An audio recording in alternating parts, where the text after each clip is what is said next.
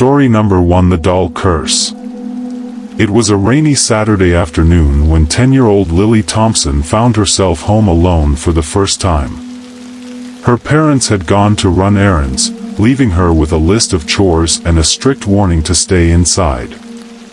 The sound of raindrops tapping against the window created a rhythmic lullaby, and as the hours passed, Lily found herself growing bored. After finishing her chores, she decided to explore the attic, a place she had always been curious about but had never been allowed to enter. The attic was a treasure trove of forgotten memories, filled with dusty boxes, old furniture, and cobwebs that hung like curtains in the dim light. As she rummaged through the boxes, she stumbled upon an old trunk, its leather cracked and worn. With a little effort, she managed to pry it open. Inside, she found an assortment of old clothes, yellowed photographs, and various trinkets. But what caught her eye was a porcelain doll, its face eerily pristine amidst the decay. The doll had long, dark hair and wore a faded blue dress that looked like it belonged to another era. Its glassy eyes seemed to glimmer in the dim light, and Lily felt an inexplicable pull toward it. "Wow, you're beautiful," she whispered, picking up the doll and examining it closely. As she turned it over in her hands, she noticed a small inscription on the back of its neck, "Elena."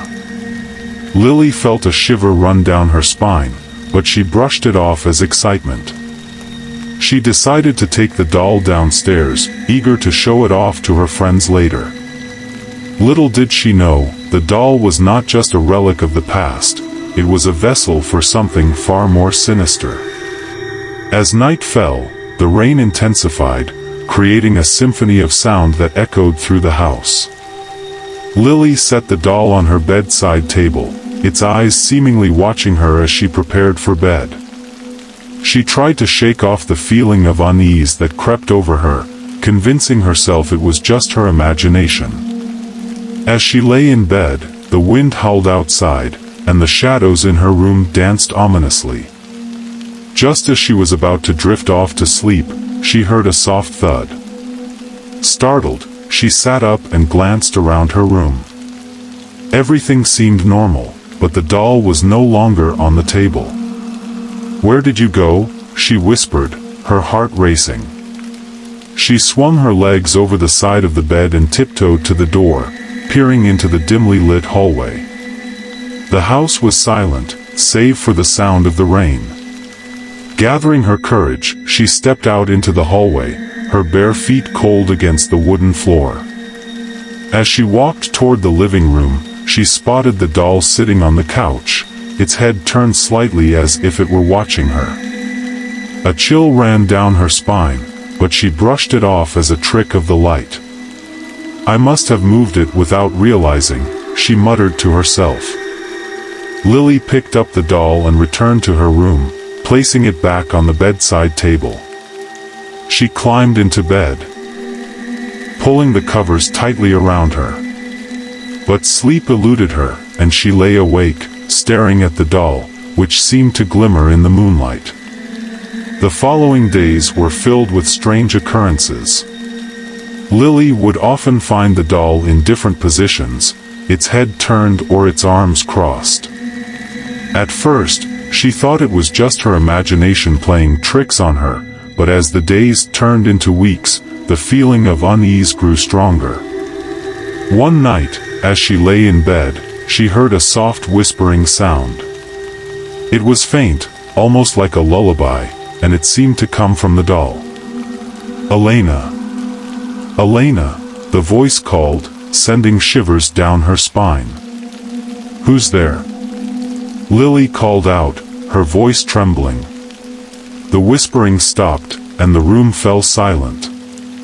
She sat up, her heart pounding in her chest. The doll's eyes seemed to glimmer in the darkness, and she felt an overwhelming urge to reach out and touch it. As her fingers brushed against the porcelain skin, a wave of cold washed over her, and she recoiled in fear. "Stop it," she shouted, throwing the doll across the room. It landed with a soft thud, but to her horror, it seemed to land upright, as if it had a will of its own. Lily buried her head under the covers, trying to block out the fear that consumed her. But sleep was elusive, and she lay awake, listening to the sound of the rain and the whispers that seemed to echo in her mind. Determined to uncover the truth about complete the story. Determined to uncover the truth about the doll, Lily spent the next day researching its origins. She rummaged through the attic again, searching for any clues about its past. Among the dusty boxes, she found an old journal belonging to her grandmother, filled with entries about family history and memories. As she flipped through the pages, one entry caught her eye. It described a tragic event that had occurred many years ago, a little girl named Elena who had lived in the house. According to the journal, Elena had been a bright and cheerful child, but she had fallen ill and died at a young age. Her parents, devastated by the loss, had kept her belongings, including the doll, as a way to remember her. Lily's heart sank as she read the words. The doll was a cherished possession of a girl who had never gotten the chance to grow up. But the journal also hinted at something darker. It mentioned that Elena had been known to have a temper, and there were whispers in the family about strange occurrences surrounding her belongings after her death. Could it be? Lily thought, her mind racing. Is the spirit of Elena trapped in this doll? Could it be? Lily thought, her mind racing. Is the spirit of Elena trapped in this doll? That night, as she lay in bed, the whispers returned, more insistent than before. Elena. Elena. The voice was clearer now, filled with sorrow and longing. Lily felt a mix of fear and empathy. She wanted to help the spirit find peace, but she was terrified of what that might entail. Chapter 5: The Confrontation. The following night, Lily decided to confront the doll. She sat on the floor, the doll resting in her lap, and spoke softly. Elena, I know you're here. I'm sorry for what happened to you. I want to help you. For a moment, there was silence. Then, the air in the room grew colder, and the whispers intensified. Help me, the voice was filled with desperation, and Lily felt a chill run down her spine. What do you want? She asked, her voice trembling. Release me, the voice pleaded. I am trapped. I cannot rest. Lily's heart raced. She realized that the doll was not just a toy, it was a vessel for Elena's spirit, a spirit that had been tormented for years. How can I help you? She asked, her determination growing. Find the locket, the voice whispered. The locket will set me free. Where is it? Lily pressed, feeling a sense of urgency. Hidden, in the attic, find it. With newfound resolve, Lily stood up and made her way to the attic. The rain was pouring outside, and the wind howled, but she felt a strange sense of calm as she climbed the stairs. She rummaged through the boxes, searching for anything that resembled a locket. After what felt like hours, she finally found a small, ornate locket buried beneath a pile of old clothes. It was tarnished but still beautiful, with intricate designs etched into the surface. As she held it in her hand, she felt a warmth radiate from it, and she knew this was what Elena had been searching for. Returning to her room, Lily clutched the locket tightly. Elena, I found it, she called out, her voice echoing in the stillness of the night. The whispers grew louder, filled with anticipation. Open it, please, the voice urged. With trembling hands, Lily opened the locket. Inside, she found a small picture of a young girl with dark hair and bright eyes, Elena. There was also a tiny note that read, love never dies." As she read the words, a wave of emotion washed over her. She could feel Elena's presence growing stronger, the sorrow and longing transforming into something lighter. "I'm here for you, Elena," Lily said softly. "You can be free now." Suddenly, the room filled with a bright light, and the whispers turned into a harmonious melody. The doll began to glow, and Lily watched in awe as the spirit of Elena materialized before her, a shimmering figure of a young girl, smiling and radiant. "Thank you," Elena said, her voice filled with gratitude. "I can finally rest." With that, the light enveloped the doll, and in an instant, it shattered into 1,000 pieces, leaving behind a soft glow that faded into the air. The room fell silent, and Lily felt a sense of peace wash over her. The next morning, Lily awoke to the sound of birds chirping outside her window. The sun streamed into her room, casting a warm glow. She felt different, lighter, as if a weight had been lifted from her shoulders. She went downstairs to find her parents in the kitchen. Story number 2: The Last Night. It was a bright summer morning when the Johnson family packed their bags for a week-long vacation to the beach. 17-year-old Jake Johnson stood in the driveway, watching as his parents loaded the car with suitcases, beach towels, and snacks. He felt a mix of excitement and anxiety. This was the first time he would be home alone for an extended period. "Are you sure you'll be okay, Jake?" his mother asked, glancing at him with concern. "We can always take you with us." "I'll be fine, Mom," Jake replied, forcing a smile. "I've got everything under control. Just don't forget to bring me back some souvenirs." His father chuckled, ruffling Jake's hair. "You'll have the whole house to yourself. Just remember to keep the doors locked and don't invite any friends over." As they drove away, Jake felt a rush of freedom. He had the house to himself, and he planned to enjoy every moment of it. He spent the day playing video games, watching movies, and indulging in junk food. The hours flew by, and as the sun began to set, he felt a twinge of unease. The house was quiet, too quiet. As night fell, Jake settled into the living room with a bowl of popcorn and a horror movie. The flickering light from the television cast eerie shadows on the walls, and he found himself jumping at every little sound. He tried to shake off the feeling of unease, reminding himself that he was just being paranoid. Halfway through the movie, his phone buzzed on the coffee table. He picked it up and saw a message from an unknown number. "You won't survive the night." Jake's heart raced. He thought it was a prank, maybe one of his friends trying to scare him. He quickly typed back, "Who is this?" but received no response. He shrugged it off, trying to focus on the movie, but the message lingered in the back of his mind.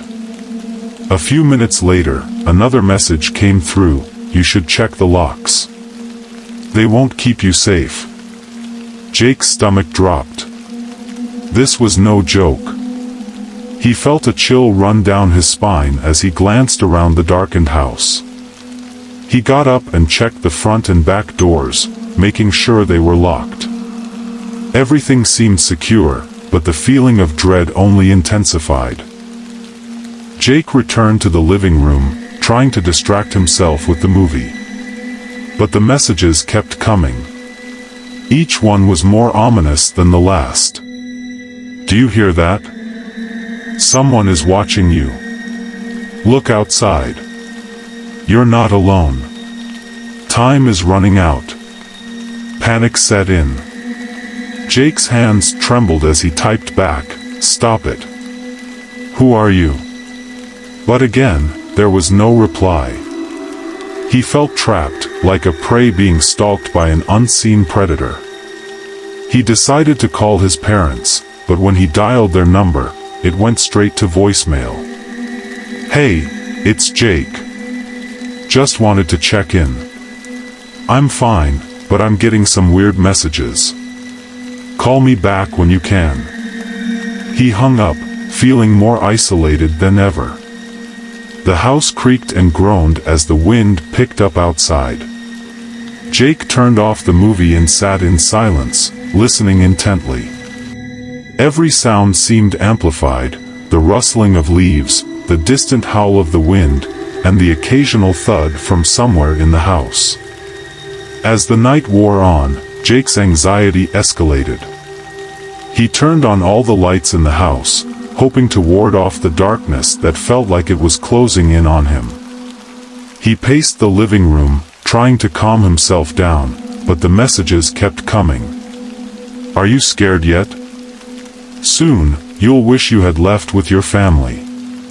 Look behind you. Jake spun around, heart racing. The room was empty, but he felt a presence, a weight in the air that made his skin crawl. He grabbed a baseball bat from the corner of the room, feeling foolish but desperate for some sense of security. He decided to check the windows, peering out into the darkness. The street was quiet, the only light coming from the street lamps casting long shadows. He felt a momentary sense of relief, but it was short-lived. The next message came through, I see you. Jake's breath caught in his throat. He quickly pulled away from the window, heart pounding. He felt like a cornered animal, and the walls of the house seemed to close in around him. He needed to do something, anything, to regain control. Jake grabbed his phone and decided to do some research.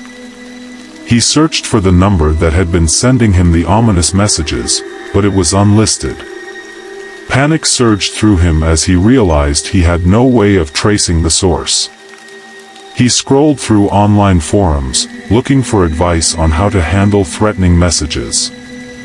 Most of the posts suggested contacting the police, but he hesitated. What could he say?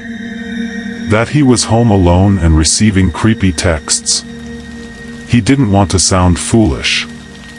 Just then, another message popped up on his screen. You're wasting time. They're coming for you. Jake's heart raced. He felt a surge of adrenaline and made a decision. He would call the police. He dialed 911, his hands shaking as he waited for someone to pick up. 911, what's your emergency? A calm voice answered. Hi. I'm home alone, and I'm getting these threatening messages from an unknown number. I don't know what to do, Jake stammered, his voice trembling. Can you provide your address? The operator asked.